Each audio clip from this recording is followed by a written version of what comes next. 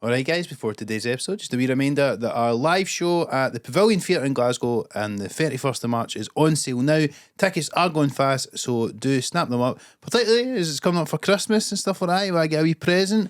Stocking filler. Treat the person you love to the podcast that you also hopefully love. Tickets on sale, do snap them up now guys. And of course, you can also sign up to the Patreon. Yes. You can gift that as well if you want. Absolutely. Gift that. £3 a month. I would love that. It's like adopting a snow leopard or something. But Yeah. a snow leopard that gives you chat once every Adopting 2 three weeks. cute boys. Yeah. Talking Never every hurt week. no one. Instead of getting a letter for someone who's clearly not that snow leopard, you're getting audio or video content from us. Yep. Yeah. And there's loads of stuff on there. There's previous live shows. There's 5 of them now. 5 of them. There's loads of extra episodes of us three talking shite. Yep. There's That some Lucy funny Lots of Silence. blue ones. stuff in there. Yeah, there is actually. The last one particularly was Yeah. pretty blue. Yeah. A lot of fun. Thanks yeah. to everyone that does support us over there. We love that. Absolutely. And, So for as little as £3 a month, sign up to the Patreon, get access to an extra episode every 2 weeks, as well as all the bonus content, including the live shows, including the behind the scenes documentary from the Fringe, etc. And that's the first place to get first dibs on tickets for future live shows as well. Although the Patreon, the Pavilion show, I should say, will be the one. They'll be the last one we're doing until after that's gone. It's the only one in the diary. Only for one in the diary. We won't 2024. be doing one before then. So if you want to see us live in the near future, it's going to be at the Pavilion 31st of March. Snap them up. Easter Sunday. Easter Sunday, Yes. spend it with us, congregation, etc. Anyway, aside to that, guys, enjoy today's episode. Bye. Welcome to the Some Laugh podcast. It could be like, oh, that was some laugh, or there was just some laughs. Some laughs. Well, no promising all laugh. No, It's there's going to be some. some laugh. There's no common sense here anymore. Welcome to the show, Tom Stade. Right on. Are we starting? Yeah, man. Okay, Just cool, jump man. straight in. Just Is that how it fucking jump throw straight it in, man? Natural. Well, yeah, first fucking drove over the Erskine Bridge to get here, buddy. Fucking not too many people cross that bridge anymore. No, a lot of them just go halfway and then jump off. Yeah, totally. Driven through here. We've already said I've seen what lives around here. You've lived in Scotland a long time now, Tommy. Yeah, I have, man. I've been here for a very, very long time. I'm Scottish now, trust me. I'm totally Scottish. Tom Stade. That'll be my name for the whole day today, Tam. In fact, I'm thinking about changing it on my driver's license. You must do you think is there a reason that you still live in Scotland compared to other parts of the UK? Do you prefer it here?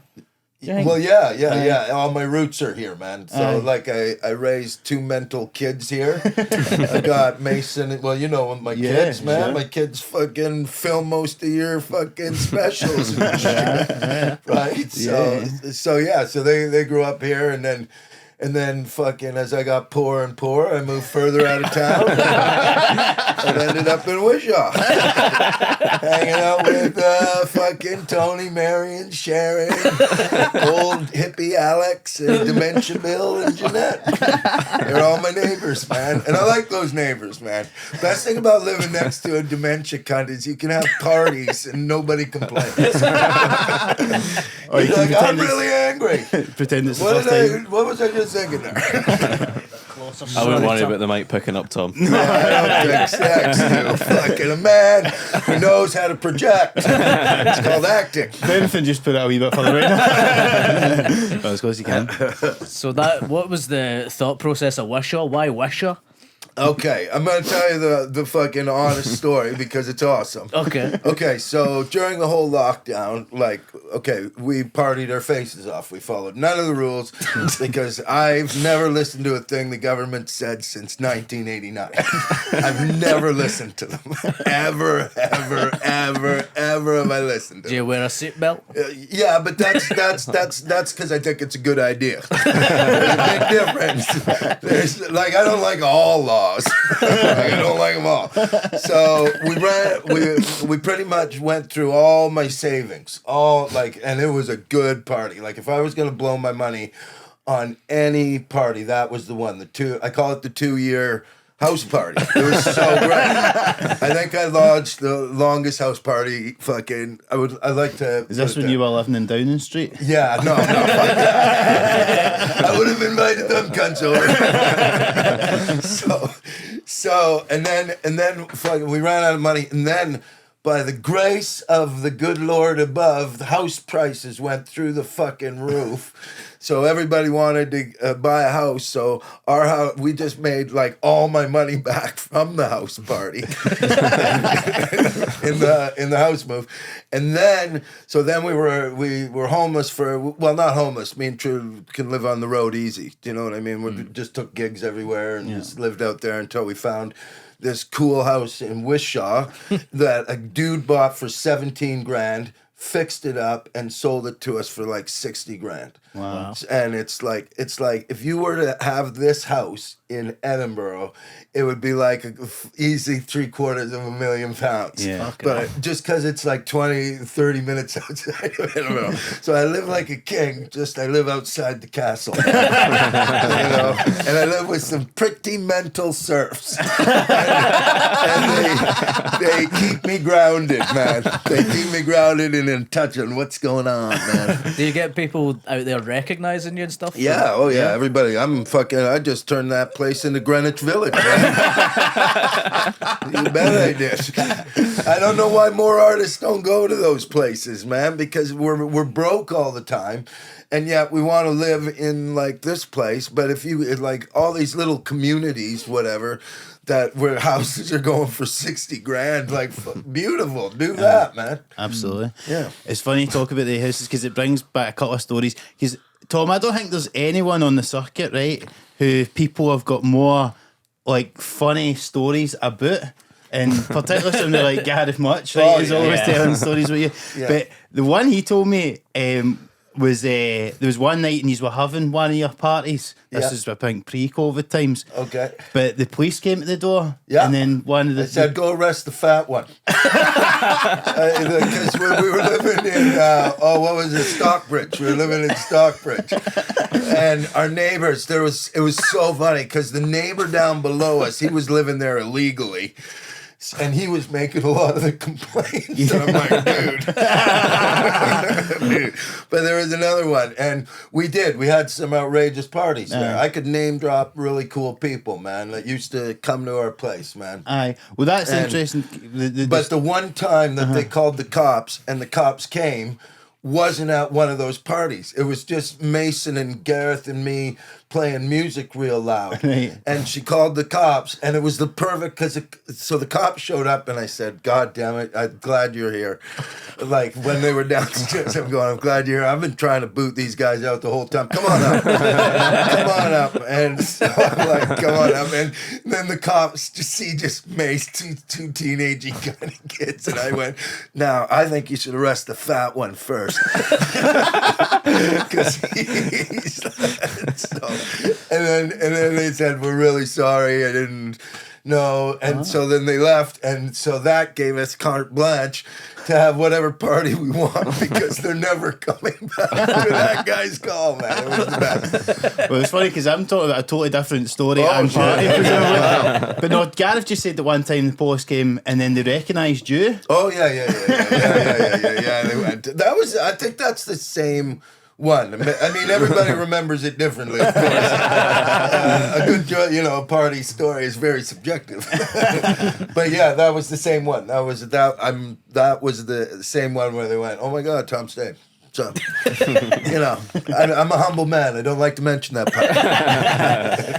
I feel like to you, Tom, the partying lifestyle comes part and parcel with being a comic, and you like to go after the shows, have a couple of drinks with the audience. You like to have jam sessions to come up with ideas, all that kind of stuff. Like, how does that, like, did you think that they go hand in hand, those kind of, the lifestyle and the The job, I suppose. Okay, that's a good. Okay. If I'm just answering questions, That's what's happening. That is what's happening. The first thing is you gotta always go to the root of everything, right? Uh-huh. And when I was a kid, like I was, believe it or not, and this will make sense in a second. Okay, I was like high school president, believe it or not. I was fucking. But then when I went to senior high, I got booted out for bringing in a bottle of Kahlua at an airbang contest. So I never went back to school after that. Sorry, a what contest? It was called an airbang contest, man. You don't have them? No, We were stupid. Oh God, I can't believe I've got to explain. That was like universal. Airband. When you couldn't, you'd have these contests where you'd pretend to be the band playing fake instruments. Oh, like air And guitar. air guitar and all that. But, like, and we were awesome, by the way. We should have won that one. We were killer. Old time rock and roll forever. But so when I left school, I said, okay, my first goal is I want to maintain my high school lifestyle forever. That is my core root in everything I fucking do. Yeah. Is I don't ever want to grow up. People think that whatever this is, but growing up is bills and responsibilities and look. I fucking hate it. I hate it. It's so not fun. You know what I mean? So, and my other goal was to figure out, how I could travel the world and meet people. So I've fulfilled both of my core goals, and because I was an actor, but then comedy came around. And I went, oh, well, let me try my hand at that shit and see how that works out. Yeah. And it turns out I was pretty fucking good at it. And so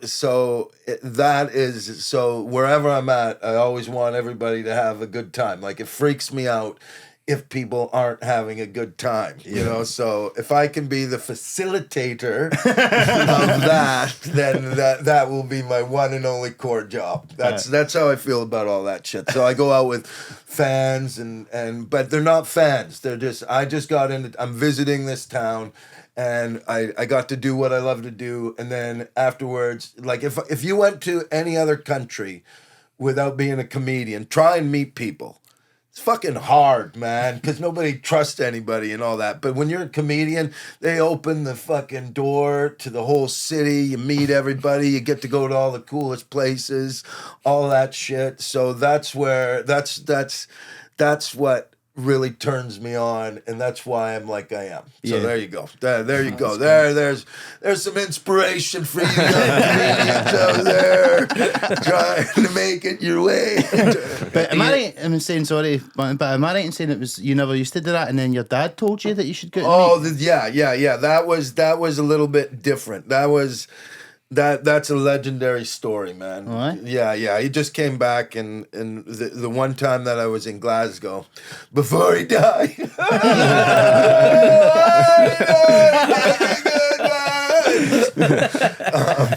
As a preview of your next Fringe show, Tom.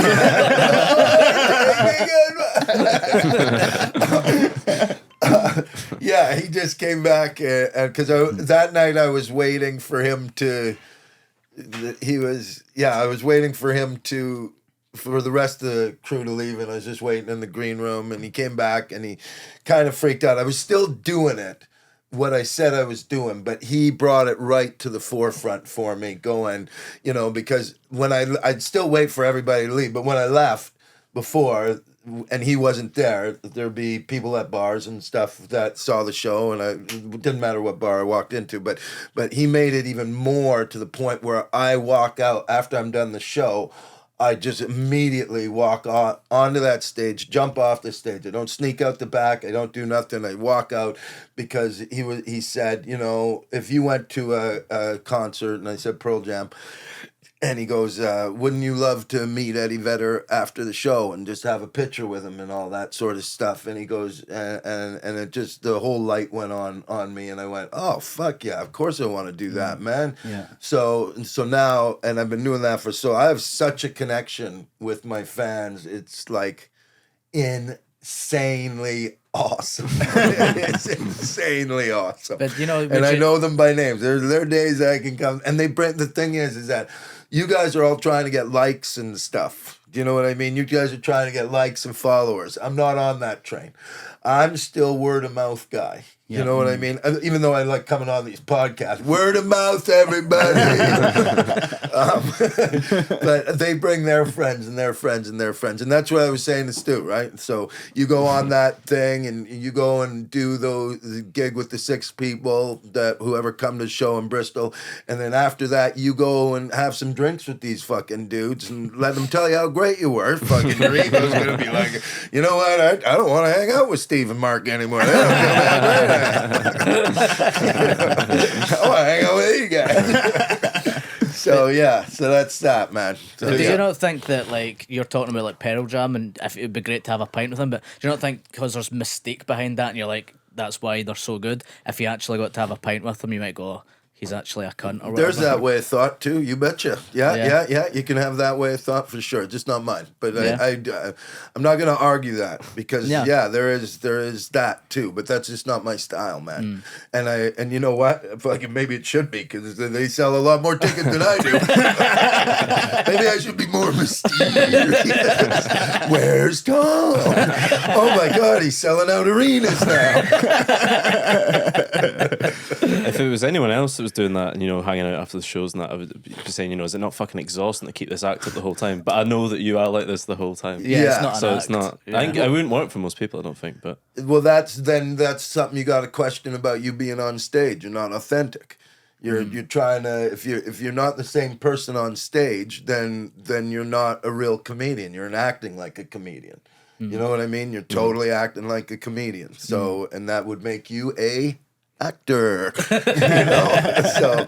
So like it's not exhausting, man. I mean, there's days also you walk off stage and you don't want to go to a bar. You can still do that too. You know what I mean? But I would suggest early on put the effort in. Yeah. Go and hang out with them. You know what I mean? You're fucking young, man. Well, you're gonna get exhausted by going out and having a few pints. The same thing you do every day. You mentioned about ego a minute ago, Tom, and I know you're big into your Buddhism, your meditation. No?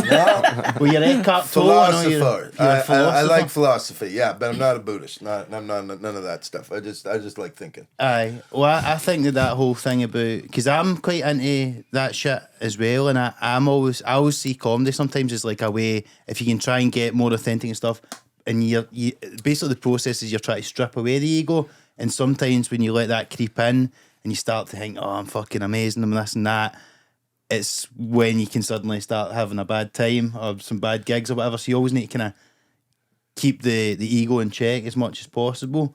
Do you feel that? And do you find, how does the philosophy that you study inform your act and your life, Tom? Namaste. Namaste. Teach us your ways, Tom. I think you should never get involved in your ego, but your ego is a great tool, man. How do you mean? It's just another tool in your weaponry out there. Yeah, because your ego gives you confidence, man. You know, you don't go full in with it, but you don't deny it either, man. When you walk on stage, you let everybody know I'm Ronaldo of comedy. I'm a Ronaldo of comedy, man. You are about to see some awesome goals about to be scored. Or I might have a bad game. We're not perfect. But yeah, no, the whole point of it is to on such a, and everybody should know this, but you're the fool in the king's court. Everybody knows this story. And the king's court is the world right now. So you got to say shit to the king, make fun of him without him knowing that you're making fun of him. And that should be the number one rule. So all this crazy stuff that's going on, everything that you're scared to say, you got to figure out a way to say it without the king knowing that you're making fun. Like I told you mine already. I'm starting to push into that territory, but I've got to finish a tour right now, so I don't need the hate mail. Are you on tour right now still? You missed this. Yeah, we were trying to do this before. We're talking about this. Yeah, I've never been off tour. My life is a tour, man. It kind of is though, because like you've had hour after hour, like quite relentlessly, particularly in the last few years as well, and it's all you can get so Try much. of your stuff 14, online. man. Is that right? Yeah, man. Every year. Bloody Every hell. year. It's easy. Well, easy. not every comic would say that. So why is it easy for you? And how do you come up with a new hour every year and keep doing that? Because this is it. Here. All right, get your pens and paper, everybody. You just gotta always recognize when you're in flow, man. Like, and that would be like different for everybody. You know what I mean? Like my flow is a joint and a coffee in the morning. Okay, like before anybody said anything, if I can have a coffee and have like just a couple of tokes to let your mind wander about the world. And in that, for me, I always I call it my second set of eyes, man. You know what I mean? So I look at this one, this is pretty linear. You know what I mean? This is exactly what's going on. And then you smoke a joint and then you get a little bit abstract about everything. Mm-hmm. So that's my flow. My other flow is driving to gigs, man. When I'm in my car, just driving, I've always got my recorder by my side. And when a good idea comes up, boom, boom, boom, boom, boom, boom. You know, you don't sit down and try and write. What you try to do is recognize when you're in that state, and you're usually in that state like once or twice a day, but you just don't have the energy to write down. I like recording it because I like to hear how I said it. Do you know what I mean? I still write down on paper and stuff, but when I record it, I can hear how I thought about it in the car that day. So I can try and get that feeling and then riff off of whatever I was saying there. So I'll go up onto an amateur night and I'll die for about 3 weeks because what's in my head never matches what comes out of my mouth. It takes like fucking 2-3 times to get it, you know, get them paired up and together. But and then that's that. That's how easy it is, man. Do you ever listen back and you go, "What the fuck was I Every talking about?" time, a lot of times, I'm like fucking duck squirting shit and a farmer. Let me listen back to that on the recorder. That sounds like a classic Tom Stade bit, to be fair. If anyone could get that to work, All right, I'll try. It's funny you mention that, Tom, because this reminds me. I remember seeing you one time. You were doing a weekend at the Stand in Glasgow, and then that following Tuesday you closed. And I remember it was a similar set, and I remember thinking to myself, "Oh, I wonder," like, because you were obviously wanting stuff up for a tour or whatever. And then I remember there was this one thing, and you just said something like, "You guys," and then and by that I mean like Scotland, England, and then you went, "Summer Island," and it got a big laugh. And I remember you leaving and going like, "That Summer Island bit," and that was your night's work. Stay, yeah. And that's it. And it really taught me a lesson of like, because sometimes you feel like you either need to do like a whole new set or you know you're sticking to the same stuff. But if you can just get that one line is enough, and it means that whole gig was worthwhile. Well, here's another. All right, here's another one that I learned on the way in my comedy journey.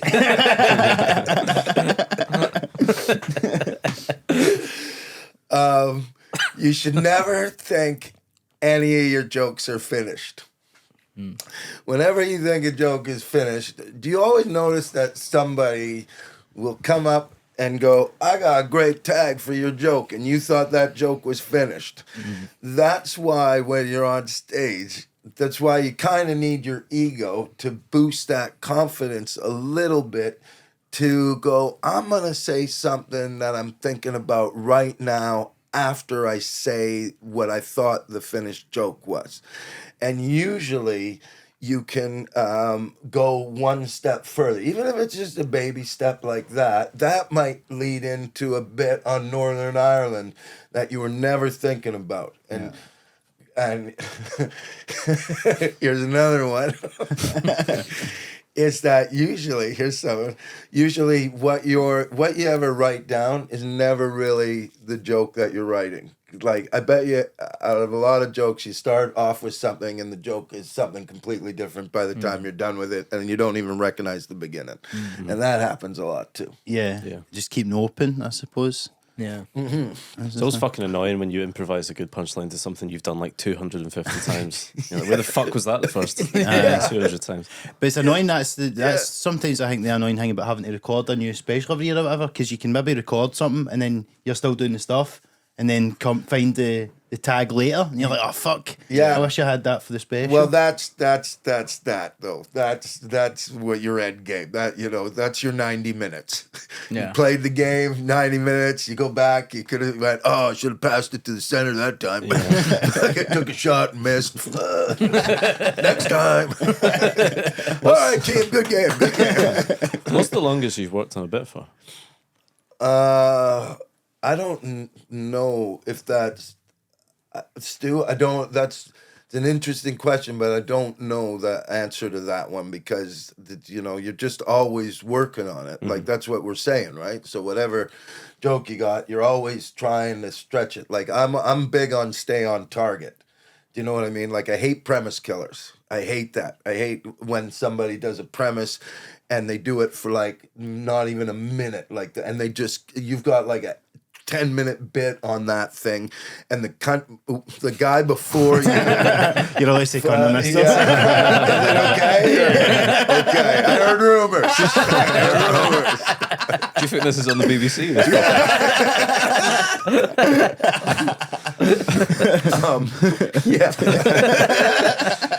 Yeah, I don't like that. I like when you take, because you got to be like George Carlin or Richard Pryor or Bill Burr or whatever. You got a topic, you stay on it for a little bit. Mind that thing. But when somebody just comes along and throws your topic out, you're like, now I'm gonna look like a hack.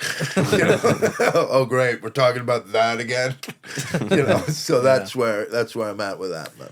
I'm sure me and Steve have spoke about this for years, right? Something you once said in an interview. Do you know what I'm talking about? Wisdom versus cleverness. Yeah. Oh yeah. You once said that you go for the wisdom over the cleverness and the joke, and I always found that really. I just think it's a great way to look at stuff, because there's so many people and it's all the wordiness. Yeah. Whereas there's like a more universal truth that you're maybe going for. Is that what you meant by that? Or what I mean is, if you go up there and try to be clever in front of a room full of people, I'll bet you're the dumbest fuck in that room.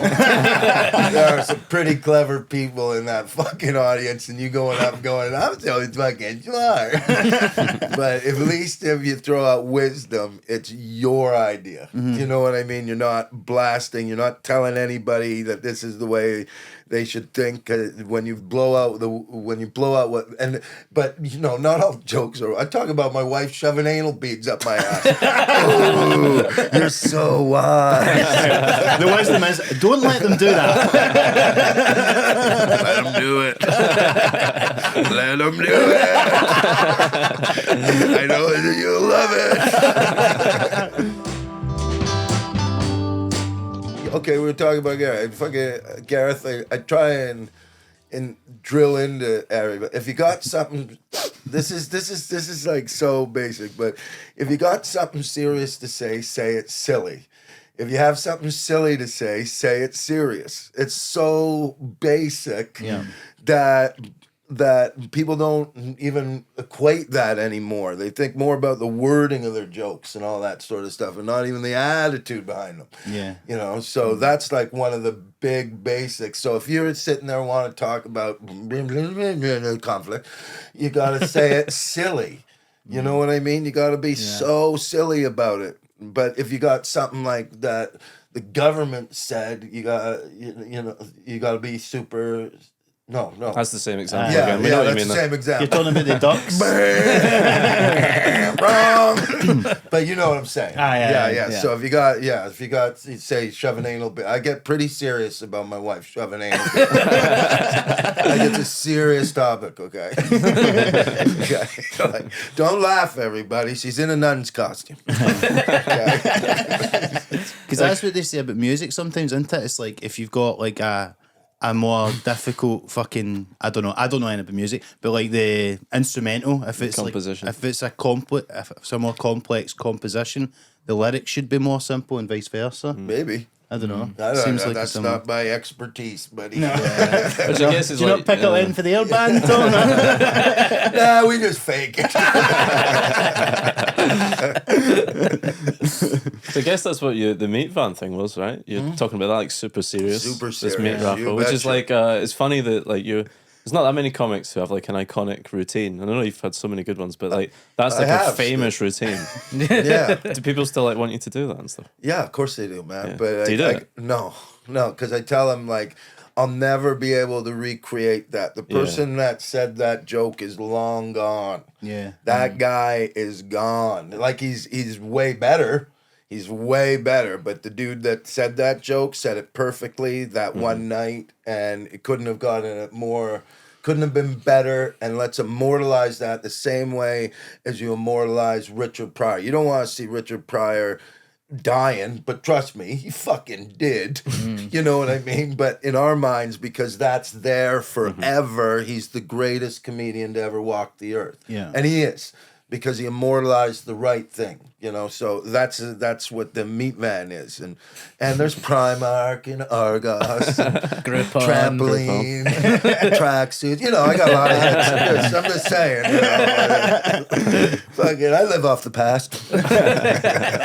No, but I remember you talking about that once and referring to it as a hit single. And I Yeah. think that's a great way to think about stand-up bits as well. Because like, if you can have an hour, like if you just look at it like an album, but if you can get a couple of great hit single, that's more than most comics probably will ever fucking have. Yeah. Just, do you know what I mean? Like those great It is a bits. hit single. It is? It is. It totally is. It went viral before viral was around, man. It was like, it was when people used to really watch TV, man. Like when that joke came out, it was like Michael McIntyre's first big thing, man. And to be on it, I was fucking honored. It's like, are you kidding me? When I got that call, I was like, are you fucking kidding me, man? Yeah. And then to go up and do the meat van joke and have it hit while millions of people are watching, you've just now become famous. You really have become famous. But I've got the best kind of fame, because I can go out and I can get, in any town I go to, okay, I can get 100 to 200 people in any theater in any town in England. If You I go show- places I've never like. There's towns in England I've only heard of because you've posted about them. Yeah. Killer Didcot. shooting, yeah, exactly. I played Didcot Parkway. I'm famous.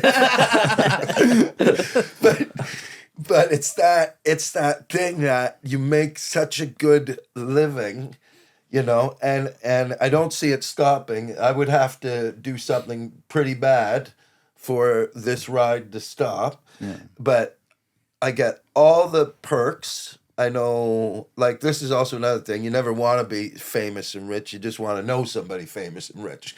You don't want to own the boat. You want to be invited to the boat. Owning the boat's a hassle. Right? So I get all the perks. I get all the kudos. I get the admiration and that, but I can still go and live and walk down the street in Wishaw. Kevin Bridges couldn't do that. Kevin Bridges could not walk the streets without getting stabbed in Pishy Wishy. Me, I'm just another guy at Poundland.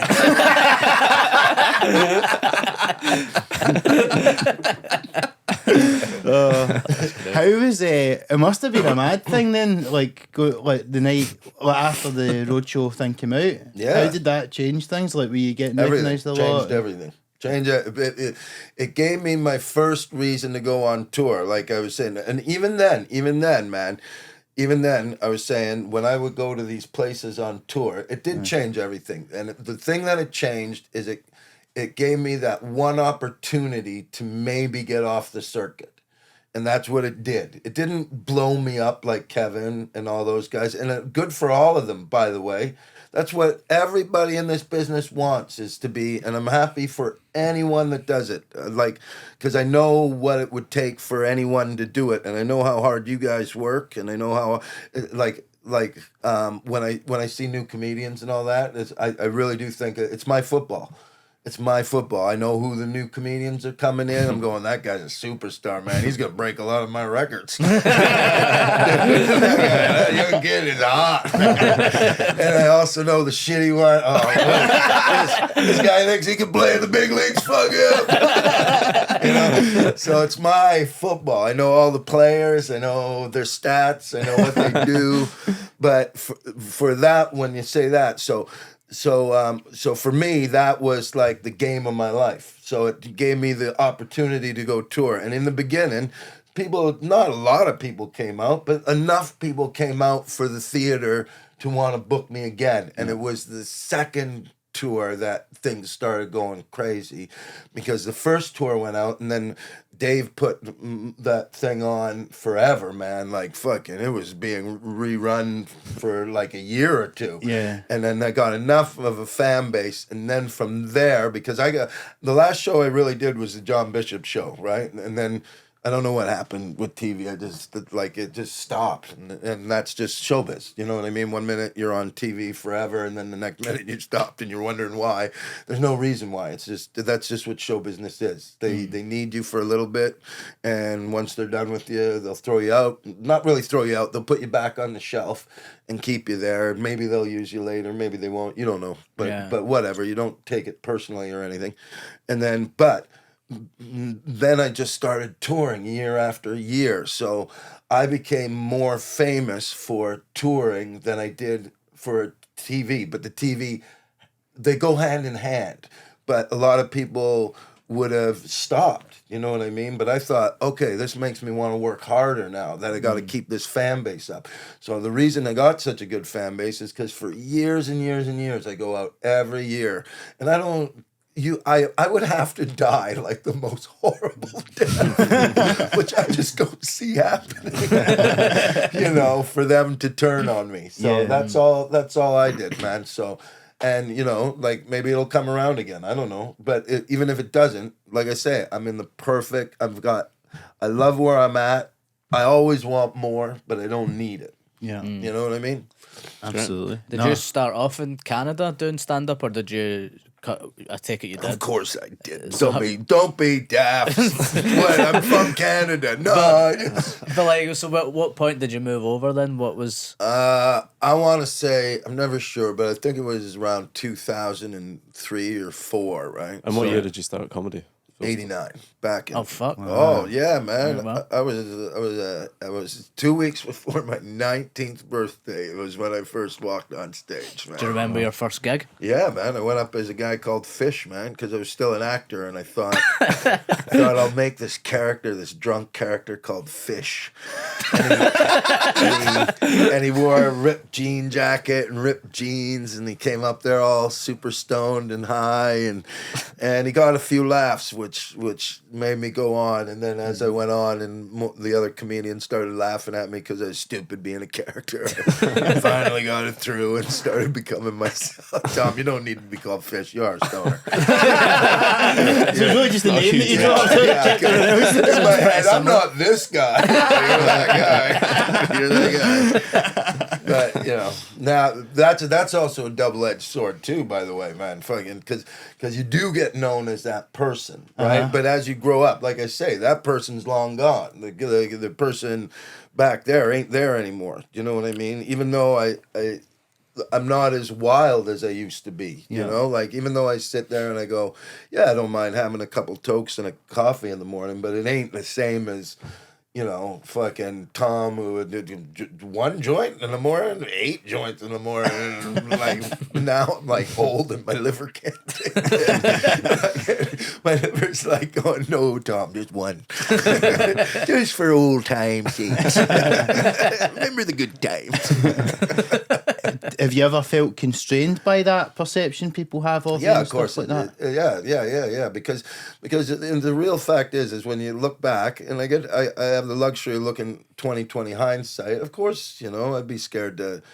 He's funny, but like you don't.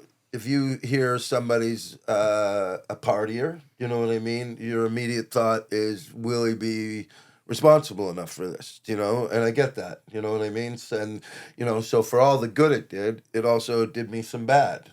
So that just comes hand in hand. But where I'm at now is like it's. When you look at me now, you see a different person. But a lot of people already have their perception of who you are, and it's hard for them to change that. And I understand that because I'm guilty of it too.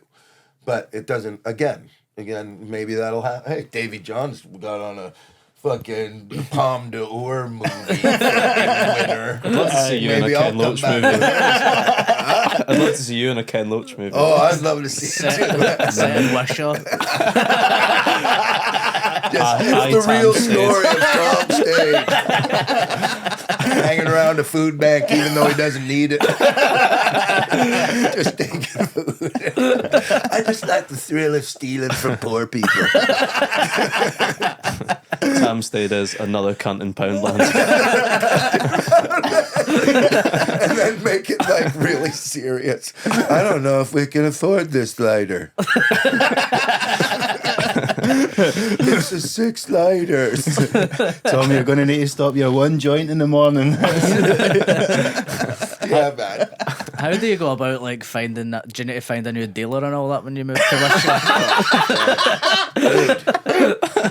There's the one good thing. When you're Tom Stade, they come to you. That's hilarious. That's so funny. We were speaking about Gareth earlier on, and you taking a lot of people on the road and stuff like that. I've taken a lot of people on the road. That is a good thing that you take a lot of young people under your wing and take them on the I road. just took Michael Welch on the road for the first time. It was hilarious. Yeah. Oh, watching somebody. I don't know if this is a sick perversion of mine. But I love watching somebody who thinks they're ready and then give them what they want and then watch the freak out that's about to fucking happen. Because everybody thinks they're ready for it. Like the circuit and a theater gig are very different beasts, man. And to watch somebody go from the circuit for the first time to my biggest thing is I want to see you do your time. Because I remember my first headline spot. It was hilarious, man. It was in a place called Surrey at a strip club. And I'd never headlined before. I was only a middle, right? But some dude said, I'll give you $400 and $400. I will lie, steal, and come for that money. Do you have the material? You better fucking do. Went in there, and I lasted 40 minutes before I started telling street jokes to a bunch of bikers. The fear through me. But I did my time. Yeah. How long So were you meant that's to do? why. And then, but you get the best part about it is after the first freak out, you got a taste of it, and now it's like I say, you got 20/20 hindsight. There's a lot of shit you would have looked back on that videotape and go, never doing that again. Yeah. Never doing that again. How long So- was the set meant to be? 60 minutes? 60 minutes, yeah. That's a How headline much spot. did you have at that point? I would say about half hour. I think I wrote 10 minutes. It wasn't my best gig. It's so funny you say about time though, because one of the stories that Gareth has told me promoting him for you though is that once you told him to go out there and try and not say a word for like A Yeah, minute or something, 2 minutes or something. And he Yeah. said he lasted about 20 seconds Yeah. and then he had to say something. But like, I like to hear like these wee challenges and stuff like that. Yeah. What was the thinking behind that Because challenge? nobody can sit in the pocket of silence. Nobody knows how. You're like crackheads. You just want the next laugh so fast. You know what I mean? You don't know how to create tension, man. You can't start with a minute of silence. You bet you can. Maybe you can. I don't think much you open for You can. You can do it. kind of what you were saying, isn't it? I disagree, Stu. I think you can. you should heckle the fat one. Totally, man. Because what would you do as an audience member watching somebody not say something? Boo. Get restless. Minimum, Get yeah. restless, Yeah. you bet. And then imagine the first thing that you say. If you got something real funny to say, imagine if you didn't say anything for a minute, and then the first thing you said would fucking punch him in the gut, man. Unless the first joke was shit. Unless it was shit, then you're gonna know. Then you're You really betcha. fucked. Yeah. But if it's great, you've got them for the rest of the show for sure, man. Because you got on the circuit, I think you have a minute to make them laugh. If you don't make them laugh in the first minute, you know what I mean? Yeah. So at least if you're doing a minute of silence, they're giggling. They'll start giggling at first because they won't know what's going on and they're nervous and all that stuff. But that's called anticipation. Now, I wouldn't say just the only reason I say do it once for a minute Aye. is to see that you can do it. And then once you do it, then you'll understand how much time you can leave between jokes. But you just got to get over that first fear hump of not saying anything. You know what I mean? Because you guys are worried about being judged and all that shit. So that's my thinking behind it. Okay, you- that's my mad. I've done it. Oh yeah, I've done Yeah? it. Fuck for sure, man. Like Easy. support, like doing a support or doing your own show? Just doing my own thing, but I mean, he's there, right? So fuck it, let's try it here. You know what I mean? Yeah. Like, but yeah, just go up there, just try it and see what happens. Time it. Yeah. know. Imagine getting a guest on a podcast and we just sit silent. Radio not so good. Yeah, the video. You need to check out the video version for that. Just looks awkward. There's actually on one of your DVDs, Tom. There's like an extra. Yeah. It's you and John Lynn. And it's you kind of giving him this advice backstage, but I can't remember what it goes. But it's something like you're like telling him to do a pedo joke or something. And then John's like, "But Tom, if I say that without the context, they're going to think I am a paedophile." And you go like that to him. You go, "Oh come on, they're not going to be thinking, oh my god, who let a pedo on stage?" Which has aged badly, I think, considering that there is a few pedos that they've let on stage. Sounds like it. I never saw him in the business, but there's a bunch of them. Wow, that internet really amplifies things. Well, you're hanging out in the green room with a bunch of pedos. It never really came up. Do you I remember love much that of it? phrase too. It aged badly. No, it didn't. No, I'm just saying it was That's everybody loves that one. It aged badly. Oh, really? I didn't even. I didn't know. I didn't know it was wine, man. I think we drank it that night and it didn't age at all. What are you drinking from an old bottle of wine? Are you? Old bottle of wine. Well, that's actually probably what you should do. Do you remember much about filming that, or like, did you just need DVD that's so extras or long something? ago. That's so long ago, man. That's just like it's like anything. If you ever asked a band, like, do you remember making that? They're like, dude, I'm on album 13, man. I don't know what the fuck I did that. That was long gone. Yeah. But for other people, it's still there. So that's good, man. Aging awesome. That was a great DVD, by the way. That one. Yeah. I think that's the one with the flies thing. Yeah. Like, dirty water. Aye, that's I'll it. take a McFamine meal. Can I get a large flies with that? Anybody want dirty water? Yeah, man. We used to talk about that by the time because then you're like, come on, Tom, we'll had with you them. until the flies. We're laughing at that. Pansies. And here, one of my favorite comedians said the best thing to me. Why you asked me why you say those things, because and what he said was a really big one for me. He said, if anything's above mockery, it scares the shit out of me, man. Do you know what I mean? Like, look at all the things that can't laugh at itself. They're terrifying. They're fucking terrifying. So that's why I do that shit, man. Is going fucking. If you can't laugh at yourself, or you can't laugh at a situation, you get the fuck out of there, man. Like, this isn't gonna be a good time at all. These guys are freaking out.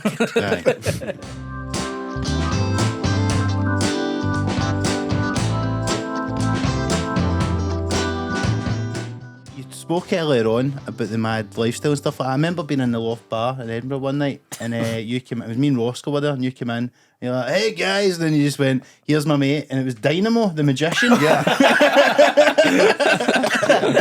And I was saying, you hanging about with the Kings of Leon or something like that, and you've got a lot of showbiz. Kasabian. Yeah, Kasabian. Yeah, they're my. Well, Ian and Chris are really good friends. Yeah, and Dynamo.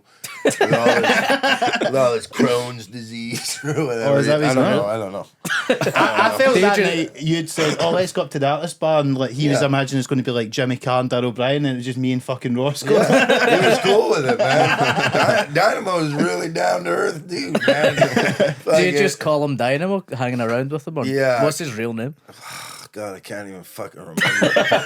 Is that public? Has he got a public? Yeah, I want to say Sean. I could totally be wrong on that. Maybe a Dan. He looks like a Steve. What's been the most surreal sort of moment like that for you? Because like when you meet these type of people, I suppose particularly when it's non-comics, when it's like rock stars or folk like that, is there ever moments you're like, fucking hell, I can't believe I'm in this situation? Yeah. Oh, okay. One of the coolest ones that ever happened was I did a show at when Q Magazine was around. Aye. I did a show for Q Magazine, and I rocked it. I did the joke about, and we got our health. And I can't remember the girl that came up. It was That's a great bit, by the way. The songs about there's no marriage. songs for but marriage. I did that in front of a bunch of rock stars, and they pissed themselves fucking laughing like they pissed themselves. What's the girl that sings "Smile" or Lily Allen? One of those kind. No, it was the other girl. Kate Nash? No. She sang. Katie Tunstall? Shake it. I got chain it in my pocket. No. Oh, it's gonna come to me. It was something like her, anyways. Someone like her, and she came up and she was so serious. This is when I realized rock stars are like very serious people. She goes, "You know what, Tom? I'm gonna sing a song for married people." And I looked at her and I went, "You fucking insane." But when I went back to my table, I was sitting with a Sophie X Baxter or whatever her name is. Whatever. And she was sitting there, and then Bono and The Edge and all U2 were here, and Coldplay was over there. Like, if anyone bombed this room, like, the rock and roll dies that day. That's how many cool people. And comedy in my show. Yeah. And this is one of my favorite stories. U2 was being honored that night for whatever fucking award they were getting, and so they get the award. Everybody stands up. I stand up. I'm right next to Bono, so I put my hand out to shake my hand, and Bono shakes my hand, and I go, "Oh my God!" So I leave it out there, and then The Edge walks by, and he looks at my hand, and he just goes, "No." And I was, and then he walked by, and I turned to Trudy. I go, "Did I just get dissed by The Edge? Fuck it, I'm never washing this hand again." This hand was insulted by The Edge. That's the greatest thing that's ever happened.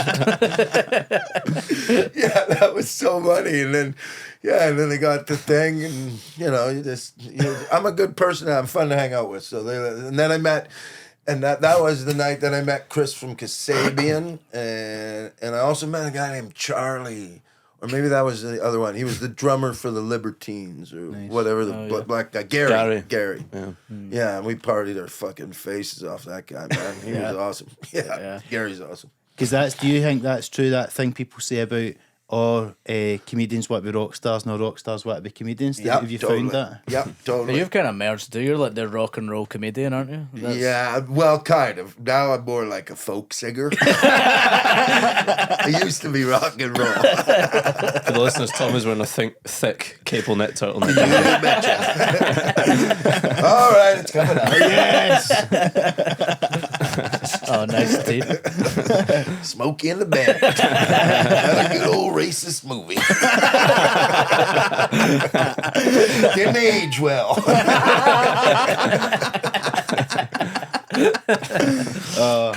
That's great. So you were talking about like in your, hanging out with your fans and all that. I think Gareth last time he was on told us that. Was it Gareth? Gareth's like our mole from the police. He's got all these all these insider stories, but you went back to like these people's houses. Yeah.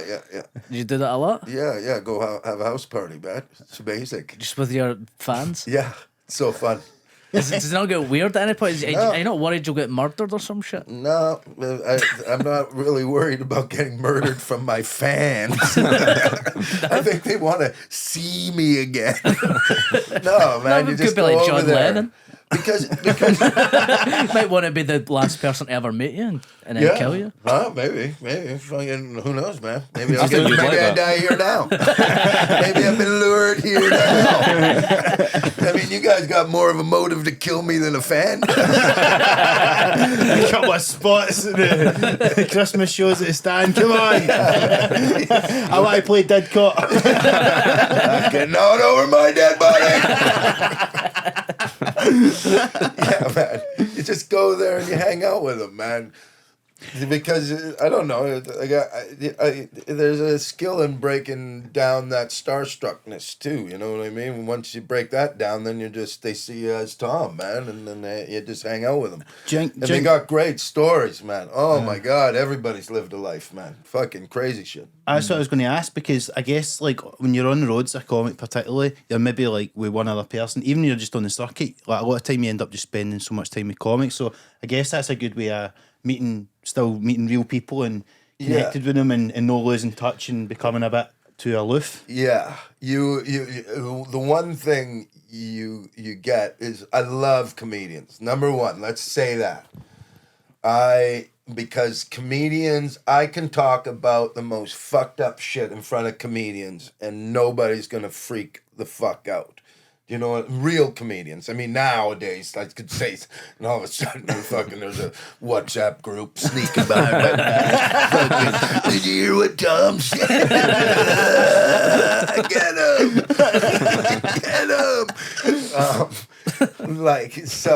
But for most part, that's why I loved hanging out with comedians back in the 90s, and still to this day. Do you know what I mean? Because they don't take what I'm saying seriously. Comedians know that I'm trying to find an angle. You're trying to find the joke in what's going on, because that's what we're all trying to do, right? Yeah. We're all trying. I mean, anytime a tragedy shows up, every comedian wants to be the first one to talk about it. You know what I mean? It's like a badge of honor to go up on stage and try and make fun of this situation. You know what I mean? Find. Because every wrong situation, you know what I mean? There's so much funny in it, but nobody can ever see it, right? But the comedians do. But the other thing is that when you go to their place, you get, because they trust you, you get all of a sudden these people that start thinking like comedians because your energy just goes out to them.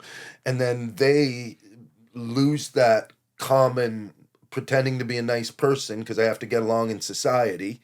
You know what I mean? You can't be walking around telling your opinions all the time in society. You've seen what happens. But when you're at these house parties, you get them comfortable that they start thinking that way.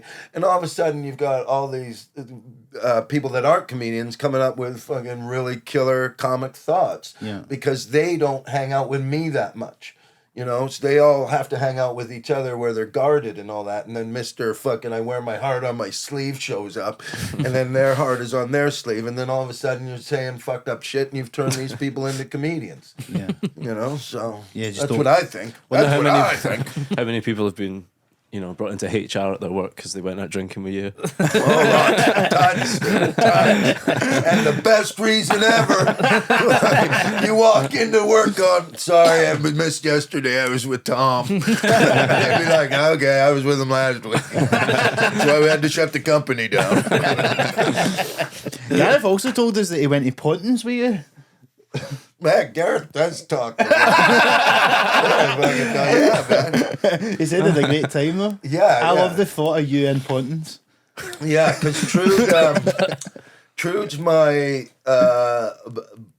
she's, well, you know Trudy, she's like my gal, man. She's my fucking gal. That's my gal. Everybody's got a gal. That's my fucking gal. And she's also the person that books. Like when I'm on tour, because Mason and Kira, they're all older, so me and Trudy just go on the road again, which is fucking hilarious. Mm-hmm. Being in a car with other comics, watching Trudy just be my mother. Tom, did you remember this? Tom, did you remember that? You're making me not look cool. Like, there's other people in here. Not in front of the fans. So she's, but it comes out because that's what happens when you're with somebody for 28 years. They actually start giving a shit about you and caring about you, and it's just not cool. But it is cool. But she books all the rooms, and me and her like to have fun like that. We don't stay in 5-star hotels. Number one, they're too expensive. I don't like spending my money on a room that I'm gonna be in for 6 hours. Yeah. Plus, I can't bring my air fryer into a 5-star. And I can bring my air fryer into a travel lodge, and all of a sudden, what's going on in room 317? Is that a curry coming from there? You know, so she books really fun places to go when we got days off and shit. And me and her went to Pontins one time, and we had such a good time. I love and now I go there at least once or twice a year because I love hanging out with all the old people there because they are so fun, man. Like if you've ever gone to Pontins and you want to see people dance, watch old people dance. They're like, all right, and this is now the Steveston Waltz, and everybody will get on the dance floor, and you're wondering how the fuck do all these guys know the Stephen Bellberry Waltz? And you're like, and they're killing it, they're smashing it, and then you get to play bingo with them, you get to have a cigarette with them, and they're hilarious, man. They're just, you know, because they're 70. They've obviously lived a fucking life. Do you know what I mean? More so than you guys. Do you know, like, you know, so when and they got 20/20 hindsight, of impeccable 20/20 hindsight, and they just, all this, you know, all the stupid shit that's happened to him, they love to tell you about. I'm pretty sure he told you about the army guy that took man, Terry or whatever. I was on the floor rolling around. I couldn't stop laughing. Yeah, so I went out in the street and I fucking pulled a gun on this farmer that was coming down the road. And then you said it was a real situation. Amazing, and that was only one of many, man. Yeah. You know, but that was definitely one of the more memorable ones. Absolutely. Yeah. You mentioned Trudy, your gal, and you've been together a long time. I was actually wondering if you got any, I don't know, for the listeners, for us, any relationship advice in terms of staying together for that length of time, particularly when you do the job of a comic and you're on the road and all that kind of stuff. Yeah. I think you'd be better asking Trudy. Yeah, I think that would be a way better. She carries my tits around for me.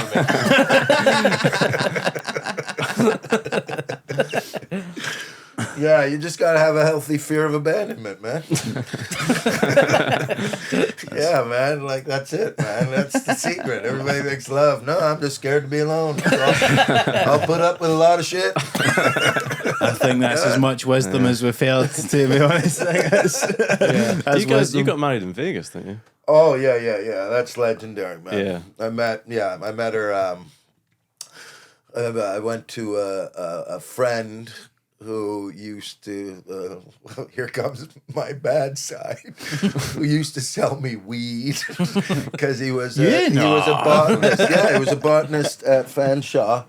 And he that's how he got himself through university, was by just growing like the killer weed. Plus he was a doorman at Yuck Yucks, the comedy club. So I went over there and Trudy was there and he wasn't there, and then we just hit it off, and then she kept coming over and we were laughing our guts out, and then I was saying I gotta go back to Vancouver, and she was like, I gotta go back to Whistler, and I said, oh, can I get a ride with you? And instead of just driving across, we decided to go down to Florida, did this whole fear and loathing shit, like oh man, Baton Rouge was hilarious, man. We thought, okay, we're gonna Baton Rouge was funny because we went on the Mississippi. They have all these riverboats, right? And I thought, okay, well, let's go on one of these riverboats and fucking go gambling down the Mississippi, right? But we got there, and there's so much to the story, but I'm just gonna take this piece out of the big picture. Yeah. So we get in there, and they say the boat stays here. It's never gone down. It's just a casino in a riverboat. And I ended up getting so fucking hammered that night. Trudy got hammered that night. And fucking, I don't know if I was going to die or anything, but we're playing this machine. And this big black guy with one eye, swear to God, like massive dude. This is when you know you're too drunk, man. So he sits in her seat after we go to get changed while I'm standing there. And Trudy comes back, she goes, excuse me, you're in my seat. And he goes, don't you worry, princess. I've got this machine. And I lost my shit. I was like, did you just fucking call her princess? And then he stood up. And, he was like, and I went, we got to get out of here, princess.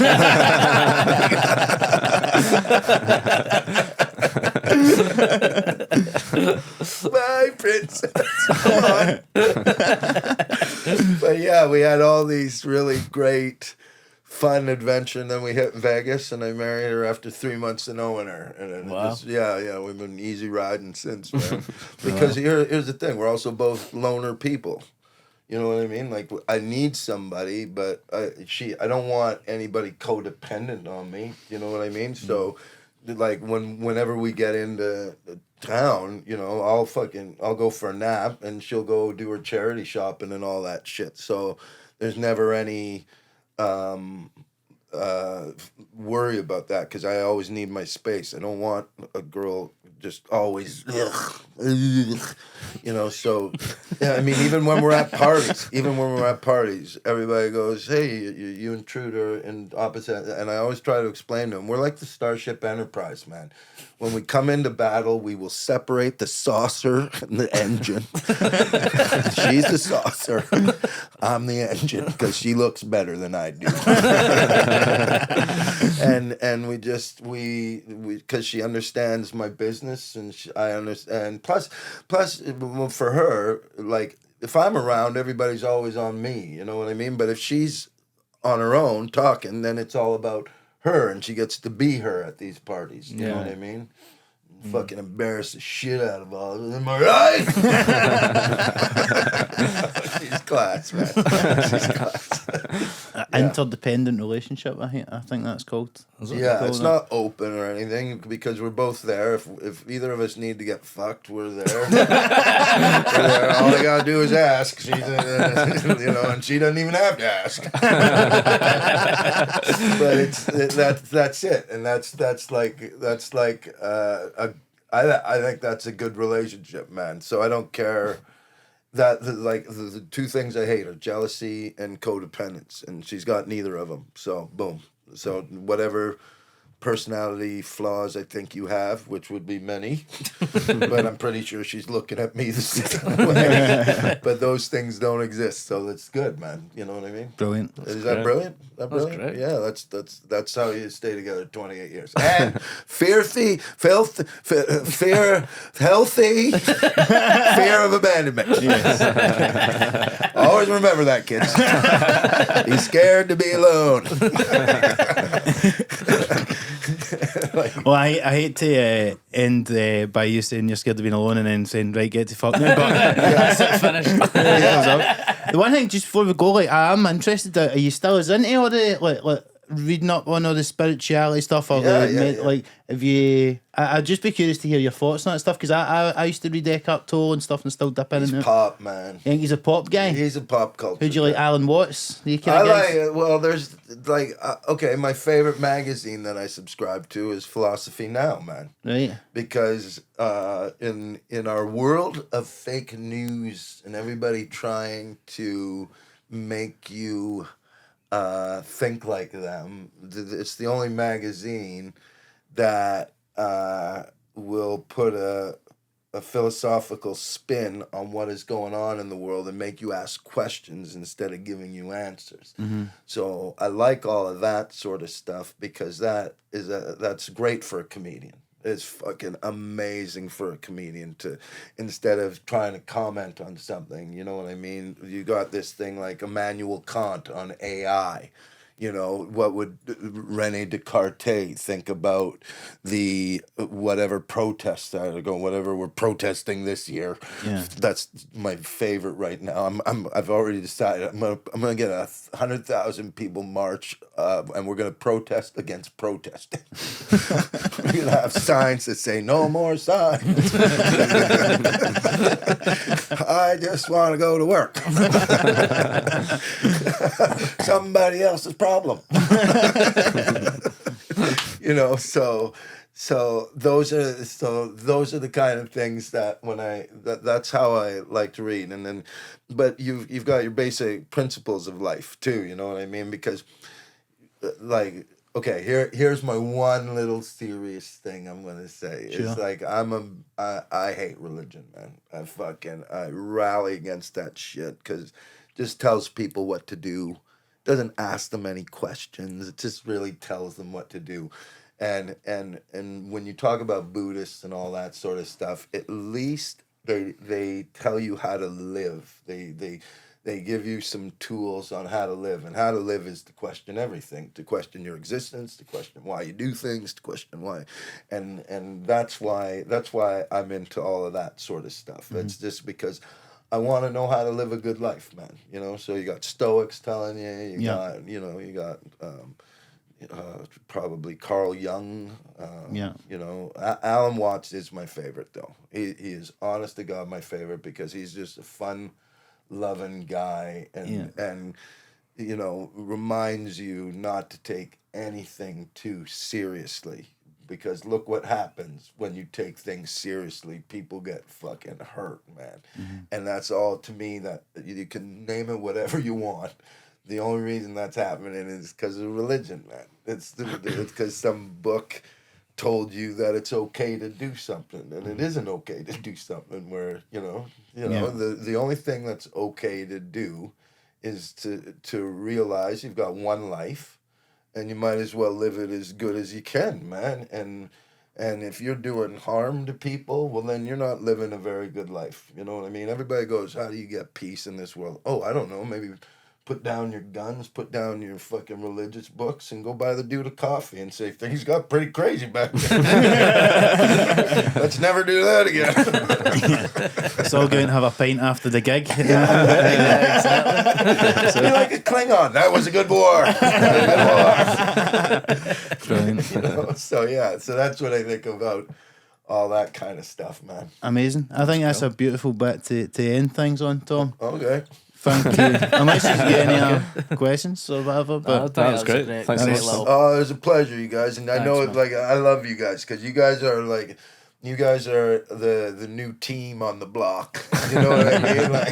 Like when I say that I watch comedy like football, you guys are like playing in the major league. You guys, I can't like when I was 30 and that, man, there were guys older than me that were scared of me. You know what I mean? Because I'm awesome. Totally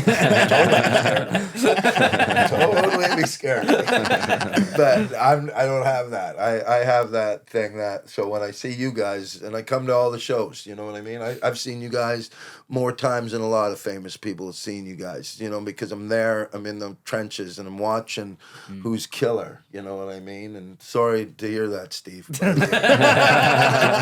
ain't gonna make the team, buddy.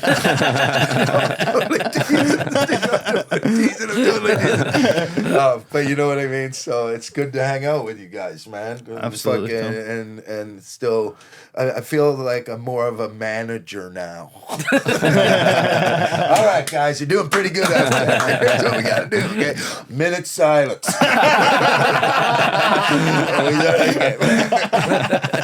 Oh, brilliant. And you're still on tour, Tom? Is that right? Yeah, okay. I'll do my one little plug. Yeah. Charlotte always goes, make sure you plug the tour. Well, I'm playing, like these guys say, I play everywhere. So just check out tomstade.com. And that's as far as I can go because I don't live in a digital world. But yeah, go check out tomstade.com. And if I'm in a city close to you, get a babysitter and come on down and maybe we'll head on back to your house and wake up your kids. Brilliant. We'll definitely check Tom out. Highly recommended. One of the fucking best. As ever, guys, just please remember to like and subscribe. Give us a 5-star review on Apple Podcasts and Spotify. And you can follow us at SumLaughPod on Instagram, TikTok, and Twitter, and send any emails you've got or any question you've got to the email address, which is sumlaughpod@gmail.com. Thanks a lot for tuning in, and I'll speak to you soon. Thank you. Cheers. Cheers. Thanks, Tom. Tom. Man. Cheers, Thanks so man. much.